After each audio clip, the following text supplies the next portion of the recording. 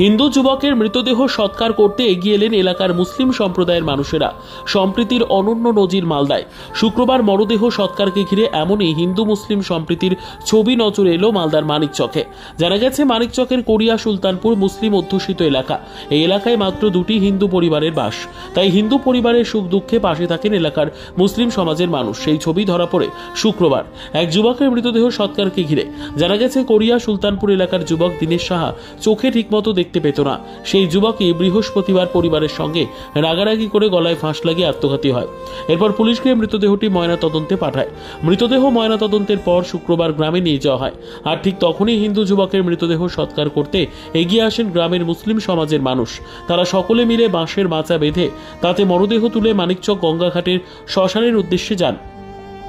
স্বভাবতই এই ঘটনাকে ঘিরে হিন্দু মুসলিম সম্প্রীতির অনন্য নজির ফুটে ওঠে মানিকচকের কোরিয়া সুলতানপুর গ্রামে।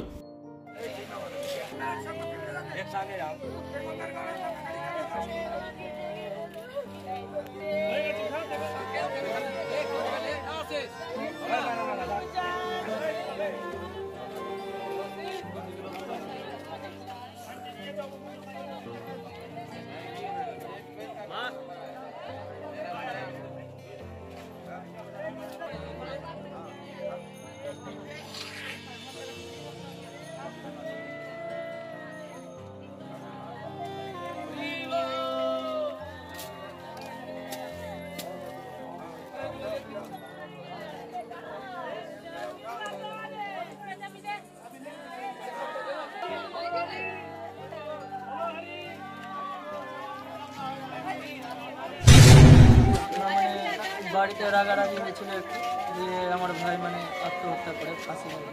কি নিয়ে রাগারাগি হয়েছিল? বাড়িতে মানে কোথায় কাটাকাটি হয় নর্মালি। এর আগেও 3-4 বার মানে ও দড়ি নিয়ে পালিয়ে গেছিল, কিন্তু এবার ফাঁসি লাগে। কিছু কি বলেছিল কি কারণে এরকম করছে? না, সেরকম বলেনি। চুল কাটার বাহানা থেকে বাড়ি থেকে বেড়ায়। কখন বেরিয়েছিল? সন্ধ্যার দিকে প্রায়। কালকে? হ্যাঁ, কালকে সন্ধ্যার দিকে বেড়ায়, কিন্তু আর রাত্রেবেলা খুব খুঁজে করি, কিন্তু পাই না খুঁজে। তারপরে সকালে দেখি তো ফাঁসি লেগে গেছে। তারপর পুলিশ উঠে? হ্যাঁ, পুলিশ উদ্ধার করেছে। এলাকা মানে মুসলিম অধ্যুষিত এলাকা, আর এখানে হিন্দুদের সংখ্যা প্রায় 3টে ঘর আছে। আর মানে হিন্দু মুসলিম মানি না, যেহেতু এই এলাকার মুসলিমরা সবসময় আমার পাশে থেকেছে আমাদের পাশে। এর আগে আমার বাবা মরেছিল, তো তারাই পাশে ছিল। এখনো আবার তারাই পাশে আছে আবার? হ্যাঁ, ইভেন রিলেটিভরা মানে পাশে থাকেনি কয়েকটা, কিন্তু আমাদের মুসলিম ভাইরাও ছিল পাশে ছিল। এখন দেহ সৎকার যে তারাও যাবে নাকি? হ্যাঁ, অবশ্যই যাবে, ওরাও যাবে। কোথায় নিয়ে যাবেন দেহ? পুরো সমাজ যাবে। এর আগেও আমার বাবার বেলা নিয়ে গেছিল পুরো সমাজ। কোথায় নিয়ে যাওয়া হবে দেহ? মানিকচক ঘাট। কিছু করতো না, মানে ওর দুটোই চোখ খারাপ ছিল জন্মগত, কিন্তু কিছুদিন আগে একটা চোখ করিয়েছিলাম তো দেখতে পেত। এই রিসেন্টলি কিছুদিন আগে একটা ছোটো মোটো কোথাও কাটাকাটি নিয়ে সে তার ফোনও ভেঙে দিয়েছিল। ওই রকম একটু পাগল টাইপের ছিল আর কি।